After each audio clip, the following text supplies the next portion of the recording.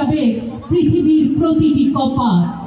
অভিশাপ দিচ্ছি, অভিশাপ দিচ্ছি, অভিশাপ দিচ্ছি।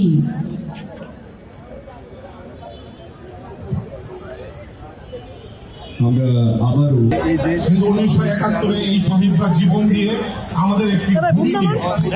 এই ভূমিটি নির্ধারিত হয়েছে 56,000 মাইল হোক, 56,000 ফুট হোক। এই ভূমিটি আমাদের জন্য নির্ধারিত করেছে আমাদের পূর্বপুরুষ এই শহীদরা। এটা বাঙালির গর্ব। এই 1000 বছরের প্রাচীন জাতির জন্য স্বাধীন রাষ্ট্র, একটি স্বাধীন পতাকা, একটি স্বাধীন জাতীয় সঙ্গীত আমাদেরকে তারা দিয়েছে। তাই আমরা তাদেরকে যদি ভুলে যাই তাহলে এর চেয়ে বড় বেঈমানি আর কি। তাই আমরা আজকে এইখানে এসে দাঁড়িয়ে এই পবিত্র শহীদ মিনার সেই আমাদের ভাষা শহীদদের স্মরণের জন্য তৈরি করেছিল, এক রাতে তৈরি করেছিল যে শহীদ মিনার আমাদের সেই তখনকার নারী যোদ্ধারা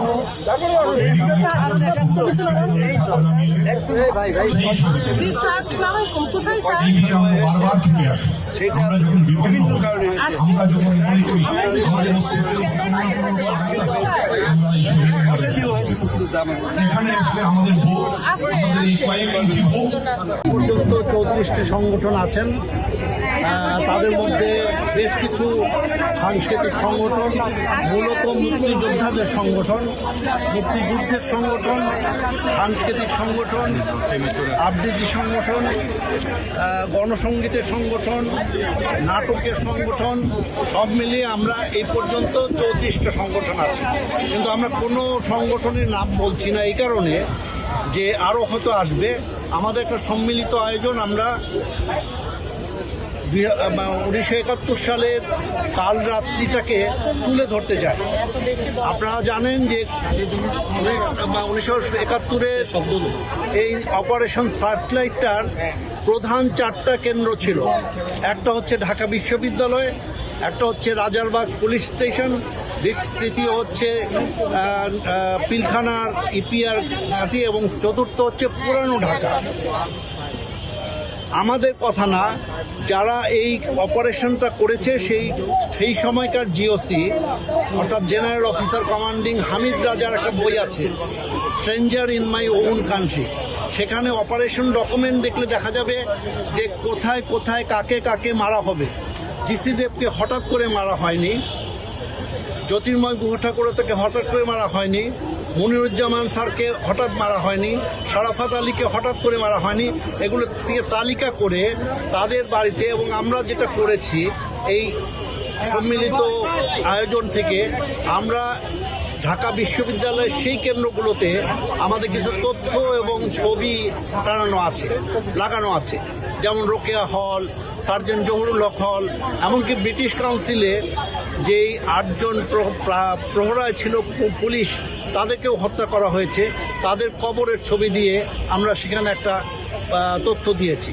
আমরা জানাতে চাই যে আসলে এই